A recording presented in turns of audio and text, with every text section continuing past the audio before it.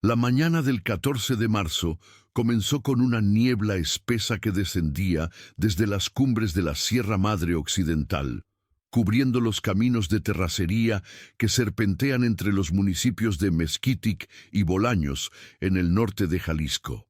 Era una niebla tan densa que los lugareños, acostumbrados a las inclemencias del clima serrano, preferían no aventurarse por esos caminos hasta que el sol de mediodía disipara aquella cortina blanca que ocultaba barrancos, curvas y, según contaban los más viejos, también ocultaba a quienes no querían ser vistos. En la comunidad de San Andrés Coamiata, un pequeño poblado wixárika enclavado entre montañas y cañadas, los habitantes comenzaban sus actividades cotidianas con la parsimonia de quien ha aprendido a vivir al margen de los conflictos que desgarran otras regiones del estado.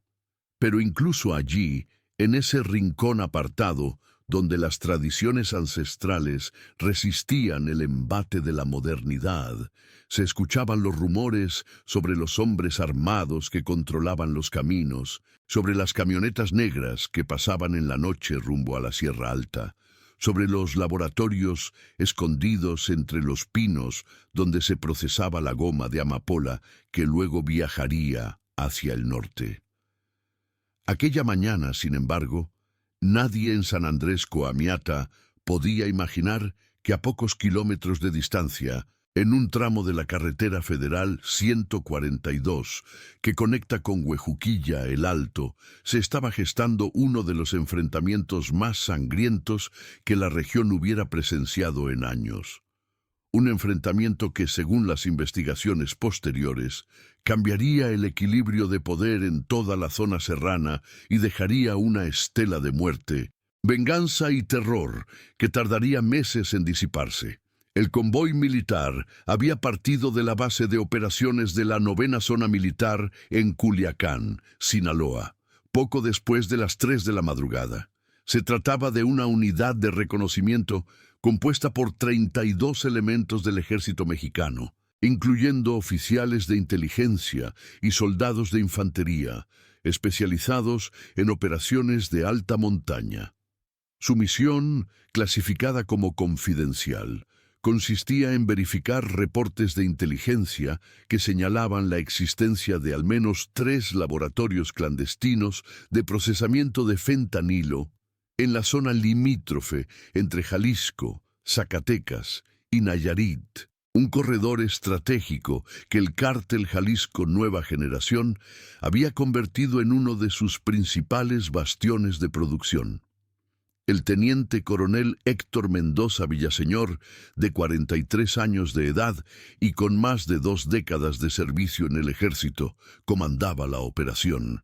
Era un hombre de rostro severo, curtido por años de combate en zonas de alta conflictividad, desde los operativos en Tamaulipas a principios de la década pasada, hasta las misiones de erradicación en la Sierra de Guerrero. Conocía bien los riesgos de adentrarse en territorio controlado por el crimen organizado, pero también conocía la importancia estratégica de desmantelar la infraestructura de producción de drogas sintéticas que estaba inundando las calles de Estados Unidos y provocando una crisis de salud pública sin precedentes. Bajo su mando viajaban hombres jóvenes en su mayoría, muchos de ellos provenientes de comunidades rurales del sur del país, soldados que habían encontrado en el ejército una salida a la pobreza y una promesa de estabilidad económica.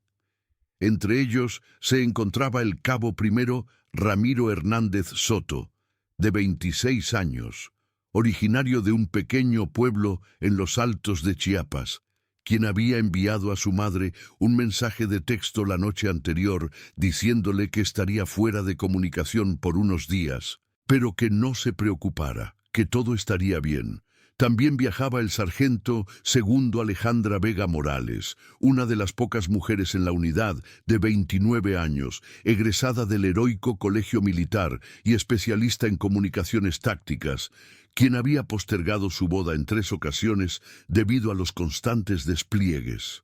El convoy se componía de 3 vehículos, Dos camionetas pick-up blindadas tipo monstruo y un camión de carga de 3,5 toneladas con toldo de lona, pintado en colores civiles para no llamar la atención. Esta táctica de camuflaje era común en operaciones de reconocimiento, donde el elemento sorpresa resultaba crucial para el éxito de la misión. Los soldados viajaban en el interior del camión, agazapados entre cajas de suministros y equipo táctico, con sus armas listas pero ocultas de la vista de cualquier observador casual. La ruta elegida los llevaba por caminos secundarios, evitando las carreteras principales donde los grupos criminales mantenían puestos de vigilancia permanentes. El plan era llegar al punto de verificación antes del amanecer, realizar el reconocimiento y retirarse hacia una zona segura antes de que la actividad en los caminos aumentara.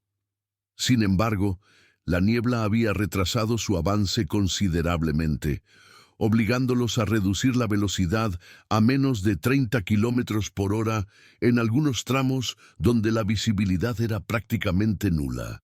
Fue cerca de las 6:40 de la mañana cuando el convoy se aproximó a un punto conocido localmente como La Crucita, un cruce de caminos donde convergían la ruta que venía de Huejuquilla con varios senderos que se internaban hacia las comunidades serranas. Lo que los militares no sabían era que ese punto había sido designado por el Cártel Jalisco Nueva Generación como uno de sus principales retenes de control territorial, operado por una célula de sicarios bajo el mando de un hombre conocido únicamente como El Jarocho, un exmilitar desertor que había escalado rápidamente en la estructura criminal gracias a su brutalidad y su conocimiento de tácticas de combate.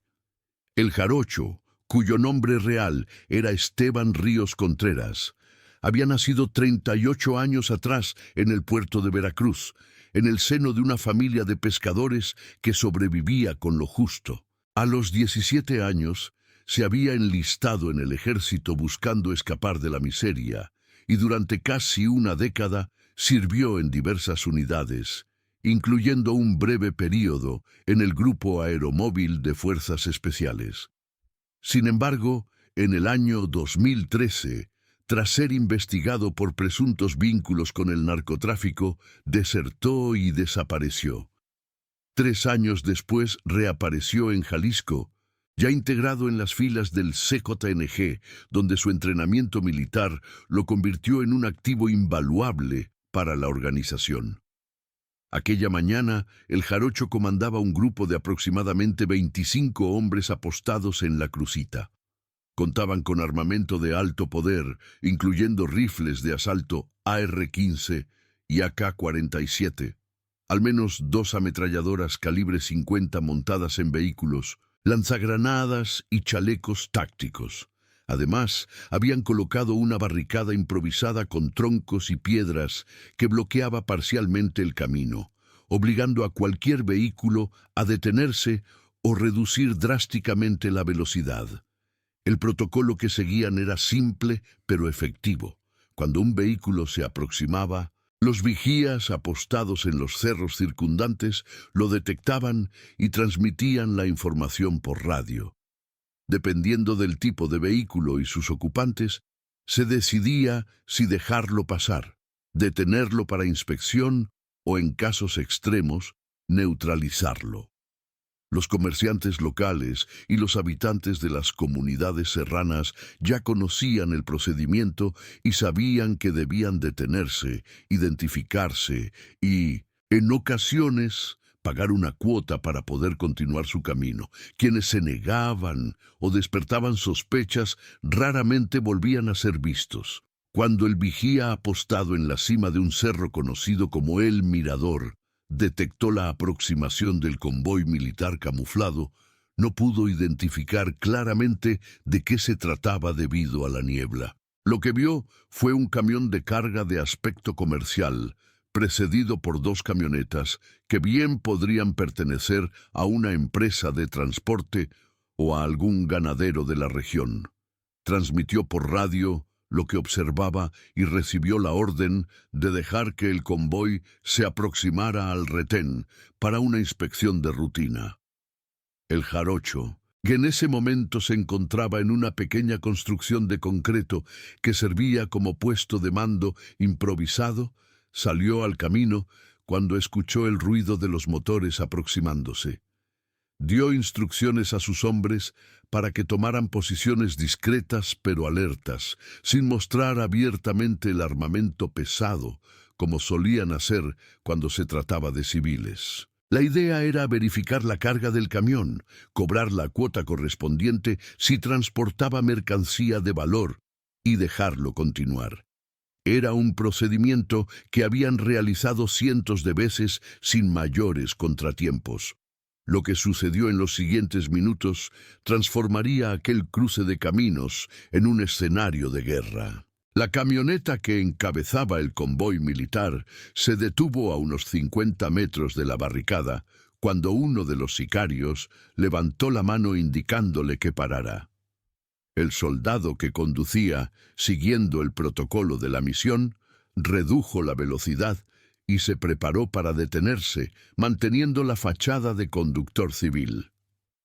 Sin embargo, en el asiento del copiloto, el capitán Arturo Delgado Fuentes, segundo al mando de la operación, observaba con creciente alarma las figuras armadas que comenzaban a emerger de entre la vegetación a ambos lados del camino.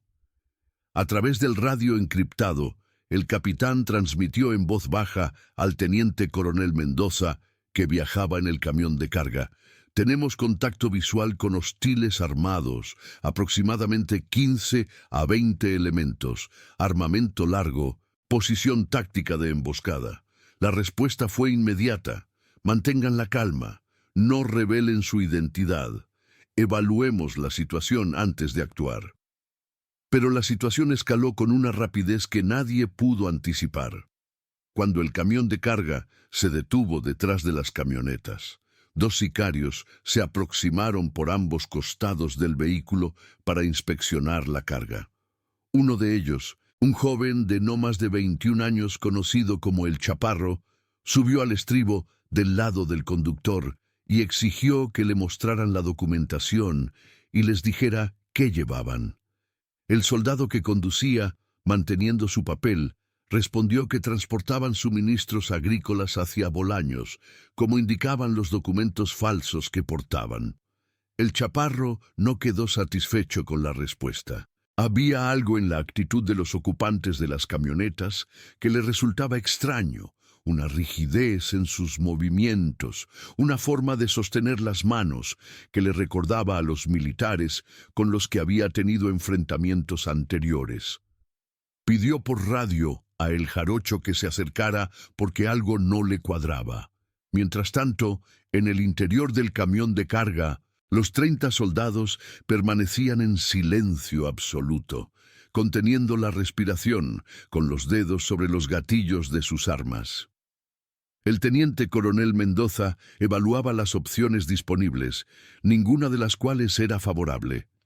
Estaban rodeados, superados en número en términos de posición táctica, aunque no necesariamente en capacidad de fuego. La niebla que los había retrasado ahora jugaba a su favor, ocultando parcialmente sus movimientos del vigía en el cerro. Pero cualquier acción precipitada podía desencadenar una masacre.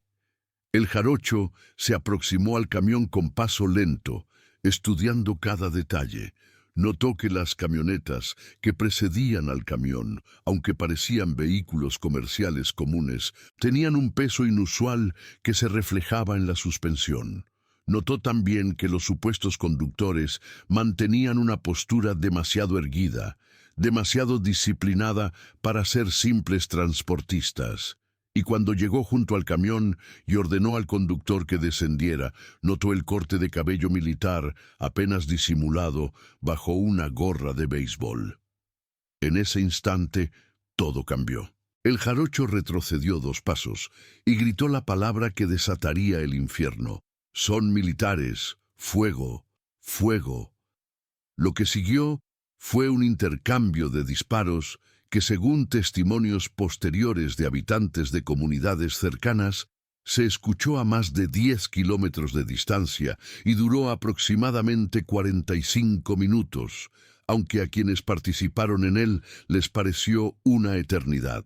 Los primeros disparos provinieron de los sicarios apostados a los costados del camino, que abrieron fuego con sus rifles de asalto contra las camionetas que encabezaban el convoy. El parabrisas de la primera camioneta estalló en una lluvia de fragmentos de vidrio blindado, mientras el conductor intentaba acelerar para romper la barricada. Sin embargo, antes de que pudiera avanzar 3 metros, una ráfaga de calibre 50 proveniente de una de las ametralladoras montadas impactó el motor, deteniendo el vehículo en seco. Simultáneamente, el teniente coronel Mendoza dio la orden de desplegar y los soldados en el interior del camión saltaron por la parte trasera, buscando cobertura detrás de las ruedas del vehículo y en las zanjas a ambos lados del camino. La ventaja de los militares residía en su entrenamiento y disciplina de fuego, que contrastaba con el estilo más caótico de los sicarios. En cuestión de segundos, los soldados habían establecido un perímetro defensivo y comenzaban a responder el fuego de manera coordinada. El chaparro, el joven sicario que primero había detectado algo extraño, fue uno de los primeros en caer. Una bala de rifle lo alcanzó en el pecho cuando intentaba correr hacia una posición más protegida, y su cuerpo quedó tendido en medio del camino, con los ojos abiertos, mirando hacia la niebla que comenzaba a disiparse. Pero los sicarios también causaban bajas. El cabo Ramiro Hernández Soto, el joven chiapaneco que había enviado un mensaje a su madre la noche anterior, recibió un impacto en el cuello cuando saltaba del camión. Cayó al suelo convulsionando mientras la sangre brotaba a borbotones de la herida, y sus compañeros, en medio del caos del combate, no pudieron hacer nada más que arrastrarlo hacia una zanja y presionar la herida con lo que tenían a mano. Moriría 15 minutos después, sin recuperar el conocimiento. La sargento Alejandra Vega Morales, la especialista en comunicaciones, se había refugiado detrás de una de las ruedas del camión y transmitía frenéticamente por el radio solicitando apoyo aéreo. Sus coordenadas llegaban entrecortadas debido a la interferencia del terreno montañoso, pero eventualmente logró establecer contacto con el centro de mando en Guadalajara. La respuesta fue que los helicópteros tardarían al menos 40 minutos en llegar debido a la distancia y las condiciones climáticas. 40 minutos que, en aquel momento, parecían una sentencia de muerte. El jarocho, desde su posición detrás de un peñasco que le proporcionaba cobertura, coordinaba a sus hombres con la experiencia de quien ha vivido decenas de combates. Ordenó que las 2 ametralladoras calibre 50 concentraran su fuego en el camión para inhabilitar cualquier posibilidad de escape, mientras los tiradores intentaban flanquear a los soldados por los cerros circundantes. Su objetivo era aniquilar a todos los militares antes de que llegaran refuerzos, no solo para eliminar la amenaza inmediata, sino para enviar un mensaje a las fuerzas de seguridad. La sierra era territorio del CJNG y cualquier intrusión sería castigada con la muerte. Sin embargo, la resistencia de los soldados superaba sus expectativas. A pesar de estar en clara desventaja numérica y posicional, los militares respondían el fuego con una precisión devastadora, 1 a 1. Los sicarios que intentaban avanzar hacia las posiciones militares caían abatidos. En los primeros 20 minutos del combate, el jarocho había perdido ya a 8 de sus hombres, incluyendo al operador de una de las ametralladoras calibre 50, cuya cabeza había estallado cuando una bala de francotirador encontró su objetivo. Fue entonces cuando el jarocho tomó una decisión que cambiaría el curso del enfrentamiento.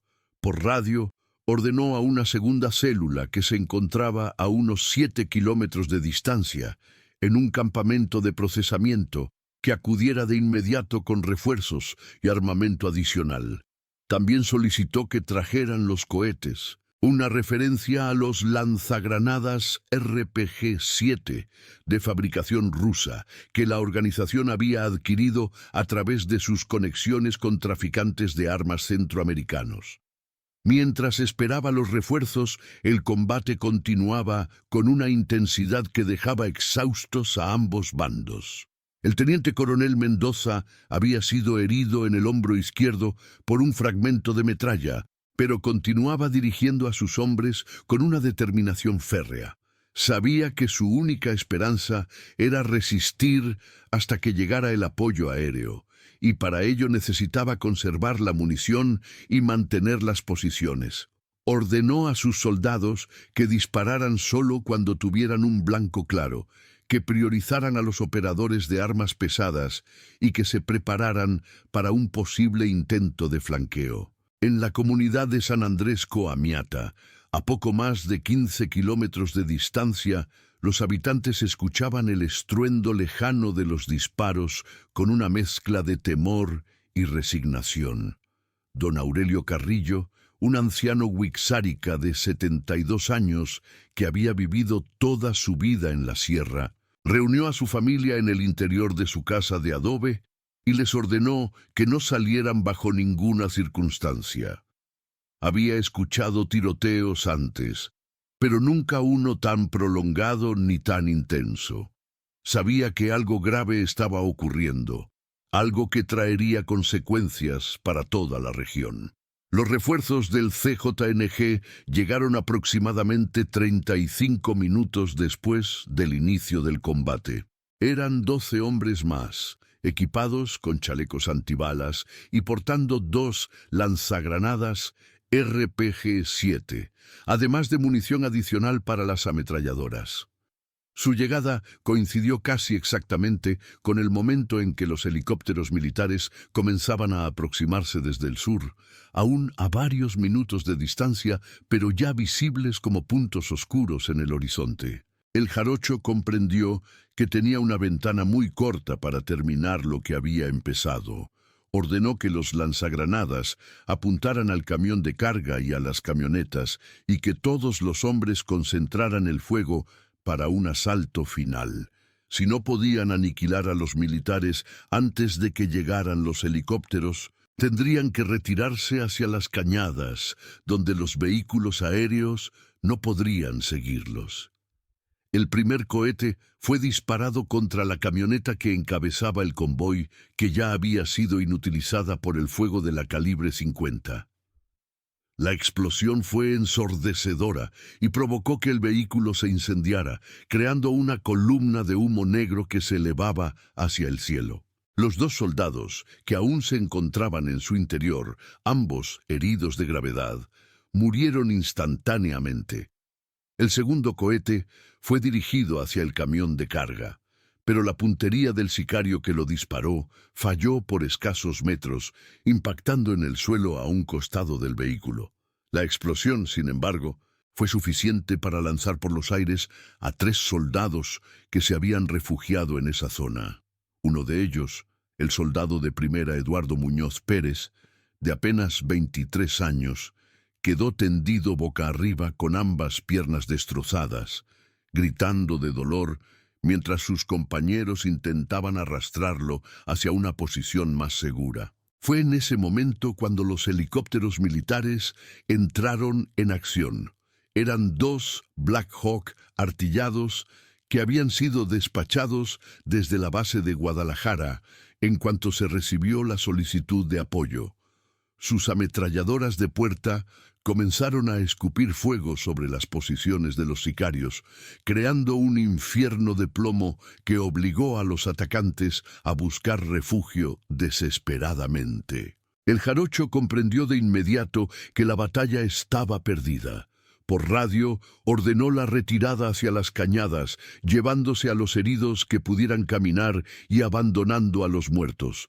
En menos de 2 minutos, los sicarios que quedaban en pie desaparecieron entre la vegetación, dejando atrás un campo de batalla sembrado de cadáveres, casquillos de bala y vehículos destruidos. Cuando los helicópteros descendieron lo suficiente para que sus artilleros pudieran verificar que no había más amenazas inmediatas, el teniente coronel Mendoza emergió de su posición de cobertura, tambaleándose por la pérdida de sangre, pero todavía en pie.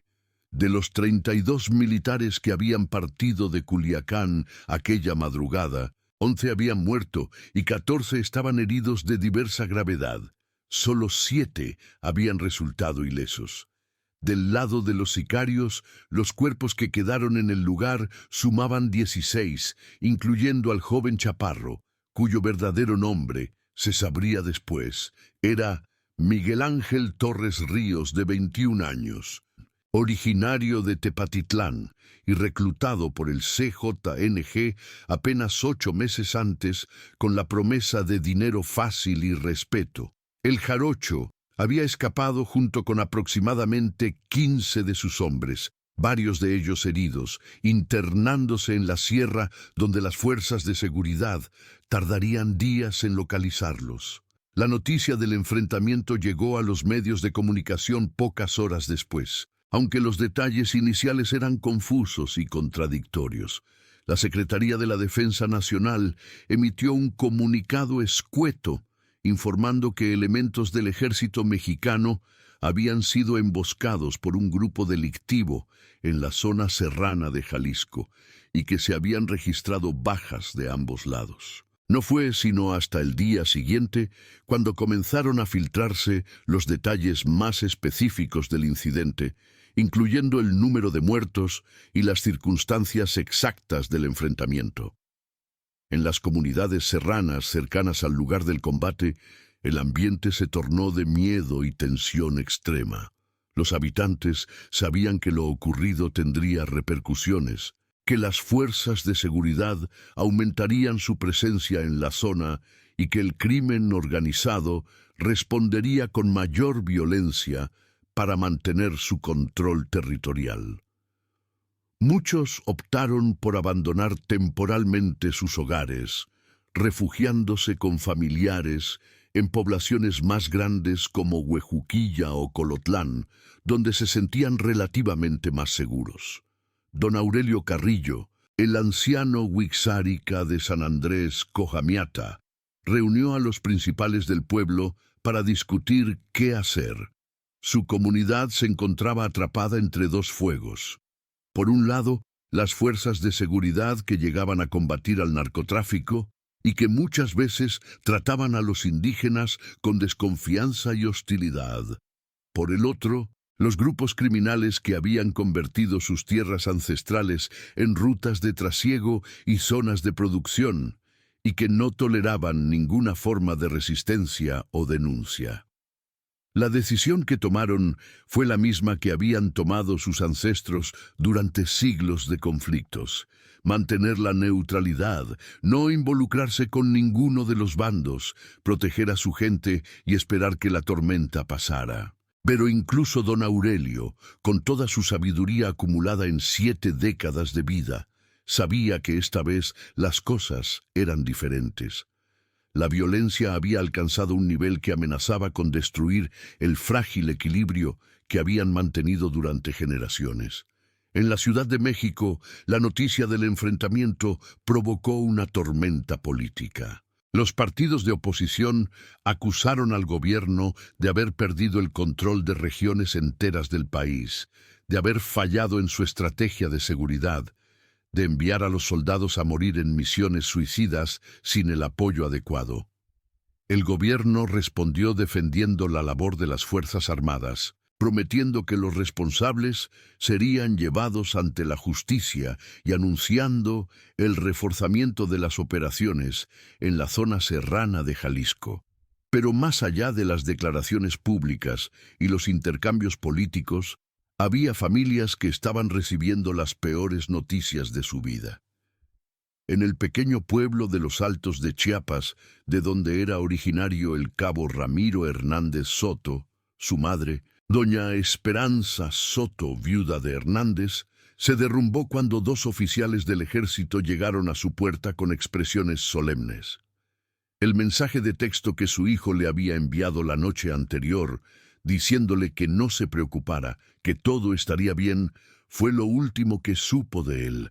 Ahora solo le quedaba un ataúd sellado que llegaría días después, con instrucciones de no abrirlo debido al estado del cuerpo. En Aguascalientes, la familia de la sargento Alejandra Vega Morales esperaba con angustia noticias sobre su estado. Ella había sobrevivido al combate, pero con heridas que requerirían meses de rehabilitación. La bala que le había atravesado el muslo izquierdo había dañado la arteria femoral, y solo la rápida intervención de un compañero, que aplicó un torniquete improvisado, había evitado que se desangrara.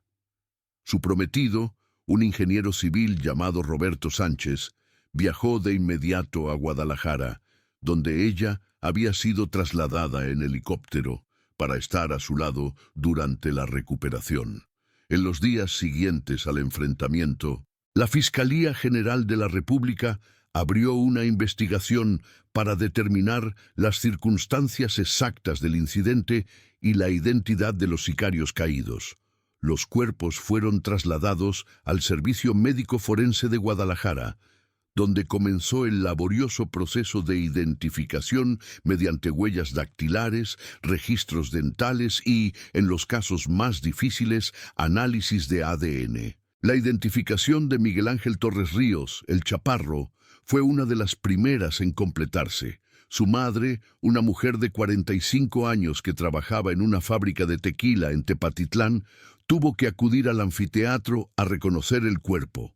Lo que vio la dejó marcada para siempre. Su hijo, el niño que había criado sola después de que el padre los abandonara, el muchacho que había sido bueno en la escuela hasta que comenzó a juntarse con malas compañías, yacía sobre una plancha de metal con un orificio de bala en el pecho y una expresión que parecía de sorpresa, como si la muerte lo hubiera tomado desprevenido. Ella no sabía o no quería saber en qué se había metido su hijo. Sabía que había dejado su trabajo en una tienda de autopartes hacía unos meses, que de repente tenía dinero para comprar ropa cara y un teléfono nuevo, que llegaba a casa a horas extrañas o no llegaba en absoluto. Cuando le preguntaba, él respondía con evasivas, diciendo que estaba trabajando en un negocio con unos amigos, que pronto tendría suficiente para comprarle una casa nueva. Ahora entendía a qué negocio se refería, y el peso de esa comprensión era casi insoportable. La cacería de El Jarocho y los sicarios que habían escapado se convirtió en una prioridad para las autoridades.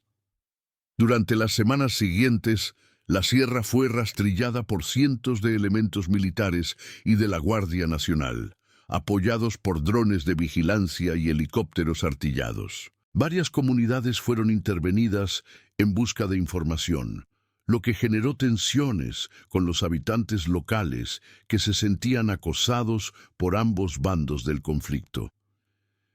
En la comunidad de Santa Catarina, Cuexcomatitlán, a unos 20 kilómetros del lugar del enfrentamiento, un operativo militar nocturno resultó en la detención de 3 jóvenes acusados de ser vigías del CJNG. Las familias de los detenidos denunciaron que se trataba de campesinos inocentes que habían sido identificados erróneamente y que habían sido golpeados durante el arresto.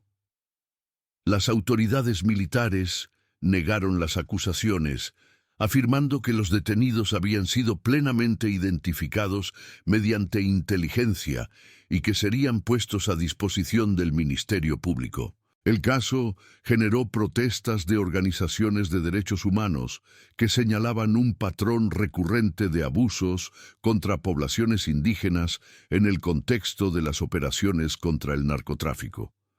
También provocó divisiones dentro de las propias comunidades, donde algunos consideraban necesaria la presencia militar para contener la violencia del crimen organizado, mientras que otros la veían como una nueva forma de invasión de sus territorios ancestrales. 3 semanas después del enfrentamiento en La Crucita, el jarocho fue localizado en un rancho abandonado cerca del límite con Zacatecas. La información llegó a través de un infiltrado que el gobierno tenía dentro de la estructura del CJNG, un hombre cuya identidad permanece clasificada hasta el día de hoy y cuya vida ha dependido desde entonces de su anonimato absoluto. El operativo para capturarlo fue planificado con meticuloso detalle. Participaron elementos de la Secretaría de Marina, considerados más efectivos y menos susceptibles a la corrupción que otros cuerpos de seguridad, junto con agentes de inteligencia y un equipo de reacción rápida del ejército. La orden era capturarlo vivo, si era posible, pero neutralizarlo si oponía resistencia. El jarocho, sin embargo, no tenía intención de ser capturado. Cuando los helicópteros aparecieron sobre el rancho en las primeras horas del amanecer, él y los 8 hombres que lo acompañaban abrieron fuego con todo lo que tenían. El combate fue breve pero intenso, y terminó cuando una ráfaga de ametralladora alcanzó a el jarocho en el abdomen y el pecho, derribándolo mientras intentaba correr hacia un vehículo. Agonizó durante casi 20 minutos antes de morir, tiempo durante el cual, según reportes de los agentes presentes, maldijo a sus enemigos, invocó a la Santa Muerte y, finalmente, pidió perdón a su madre. Sus últimas palabras, según uno de los marinos que lo escuchó, fueron: «Díganle que intenté ser alguien, pero la sierra me tragó». La muerte de El Jarocho no terminó con la violencia en la zona serrana de Jalisco. El CJNG designó rápidamente un sucesor para el control del territorio, un hombre conocido como el Cazador, de quien se sabe poco más que su reputación de crueldad extrema, incluso por los estándares del narcotráfico mexicano. La guerra por el control de los laboratorios de fentanilo continuó, cobrando nuevas víctimas entre sicarios, militares y, sobre todo, entre la población civil atrapada en medio del conflicto. Pero la emboscada fallida del 14 de marzo quedó grabada en la memoria colectiva de la región como un punto de inflexión, un momento en que el conflicto alcanzó un nivel de violencia que ya no podía ignorarse ni minimizarse. Para las familias de los soldados caídos, representó una pérdida irreparable que ningún reconocimiento oficial ni indemnización económica podría compensar. Para las comunidades serranas significó el inicio de un periodo de militarización intensiva que transformaría para siempre su forma de vida. Y para el país en su conjunto, fue un recordatorio brutal de los costos humanos de una guerra que parece no tener fin. El velorio del cabo Ramiro Hernández Soto se llevó a cabo en su pueblo natal una semana después del enfrentamiento, una vez que los trámites legales permitieron el traslado del cuerpo.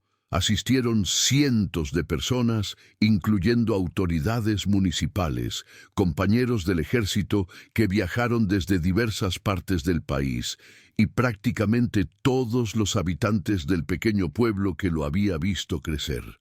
Su madre, doña Esperanza, recibió una bandera mexicana doblada en triángulo y un diploma que lo declaraba héroe de la patria.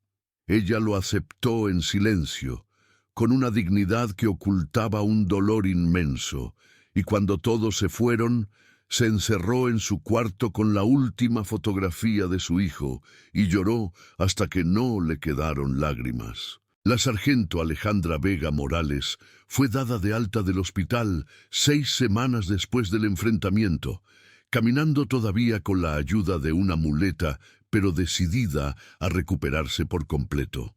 Su boda con Roberto Sánchez finalmente se celebró 4 meses después, en una ceremonia íntima a la que asistieron solo familiares cercanos y algunos compañeros del ejército. Ella solicitó su baja del servicio activo para dedicarse a entrenar a nuevos reclutas en técnicas de comunicación de emergencia, transmitiendo la experiencia que había adquirido en aquel camino de terracería donde casi perdió la vida.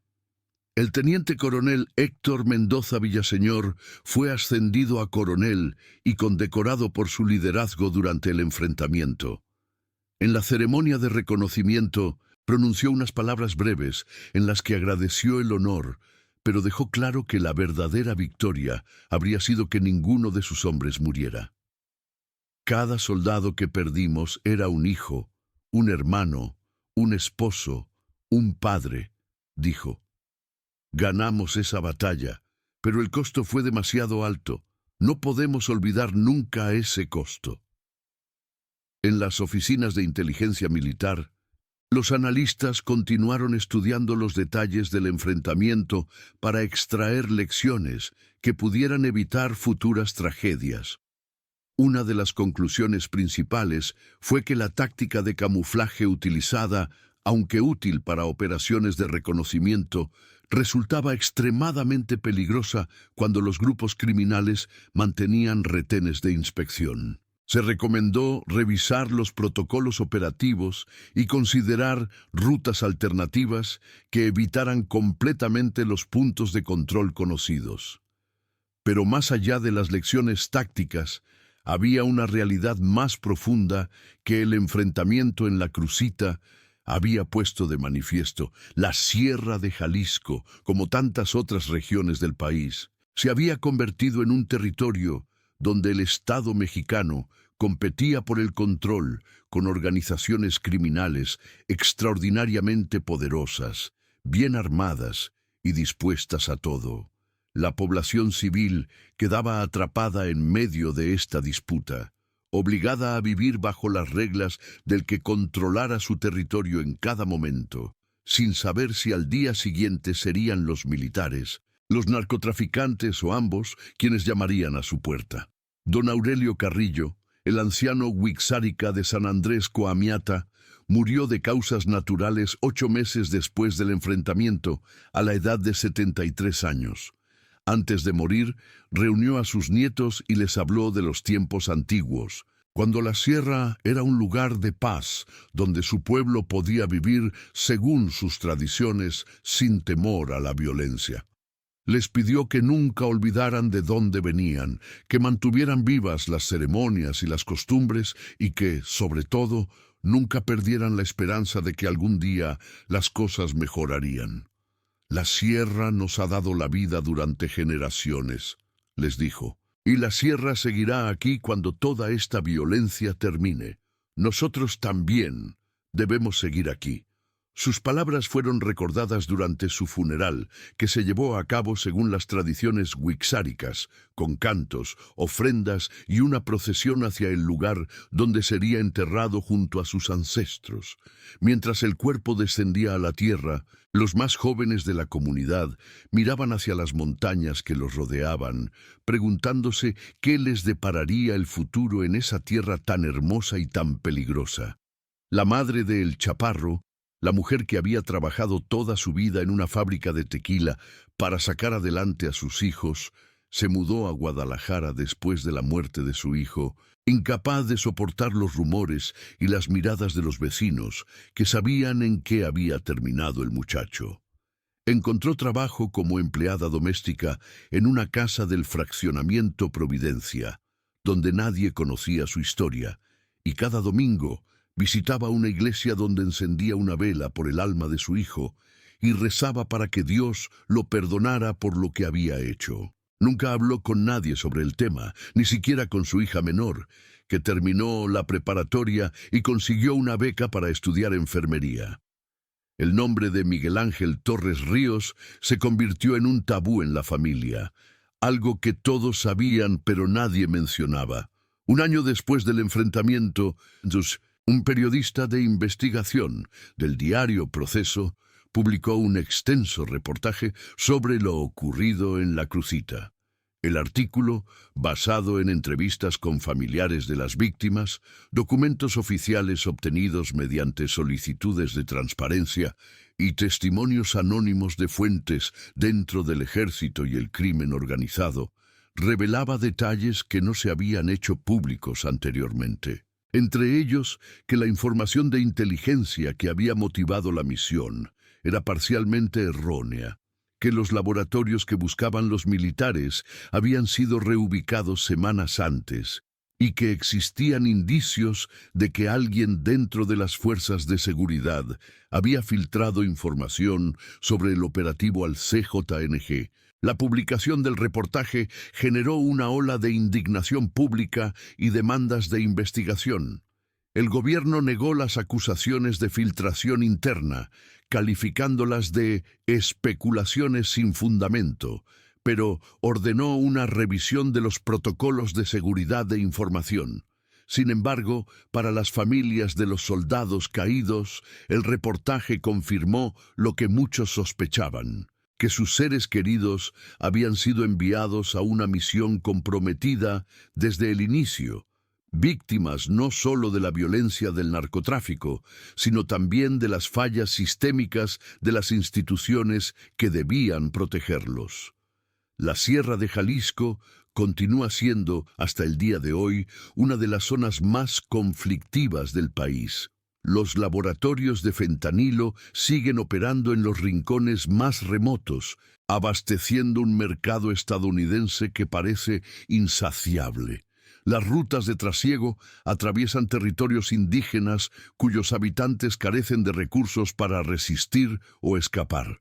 Los enfrentamientos entre fuerzas de seguridad y grupos criminales se repiten con una frecuencia alarmante, dejando tras de sí un reguero de muertos que las estadísticas oficiales apenas logran cuantificar. Pero entre la violencia y el caos, también persisten historias de resistencia y dignidad.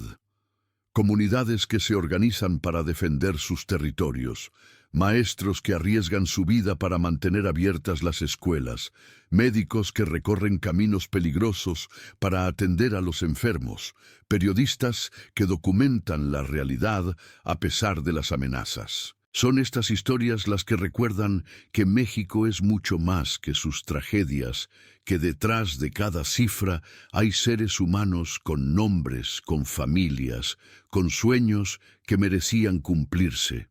El cruce de caminos, conocido como La Crucita, permanece hoy prácticamente igual que aquel 14 de marzo, un punto anónimo en un mapa que pocos consultan. La niebla sigue descendiendo de las cumbres en las mañanas frías, cubriendo los restos de una barricada que nadie se ha molestado en despejar.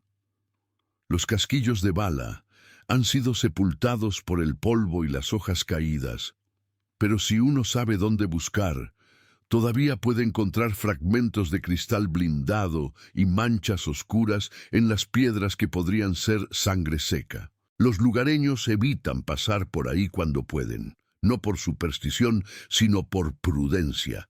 Saben que el lugar sigue siendo vigilado, que las camionetas negras siguen recorriendo esos caminos en la noche, que la guerra por el control de la sierra está lejos de terminar.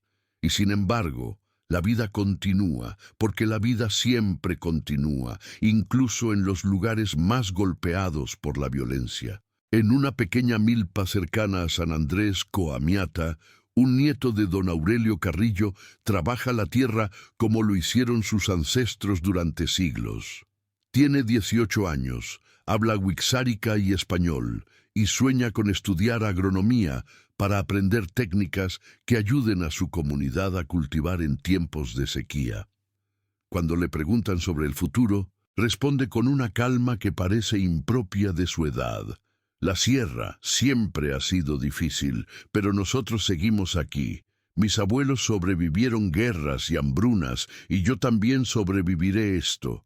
No tengo miedo, solo tengo trabajo que hacer. Sus palabras resuenan como un eco de las que pronunció su abuelo antes de morir.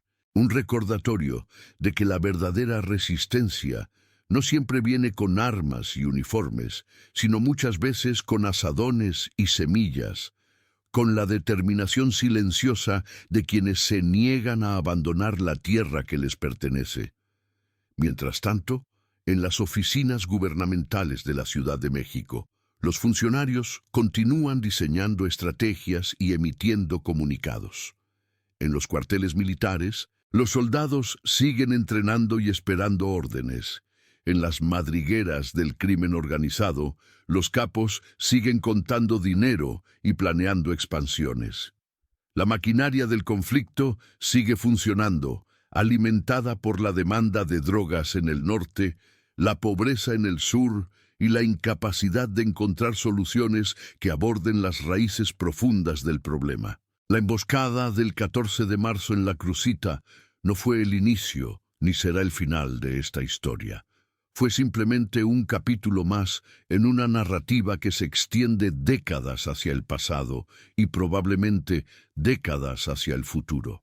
Un capítulo escrito con sangre de soldados jóvenes que querían servir a su país, de sicarios que buscaban dinero fácil, de civiles que solo querían vivir en paz. Un capítulo que merece ser recordado, no para glorificar la violencia ni para demonizar a ningún bando, sino para entender la complejidad de un conflicto que ha definido a México durante generaciones. Los nombres de los caídos fueron inscritos en una placa conmemorativa en la base militar de Culiacán, donde familiares y compañeros los visitan cada año en el aniversario del enfrentamiento. 11 nombres de soldados que no regresaron a casa, 11 vidas truncadas en un camino de terracería a miles de metros sobre el nivel del mar.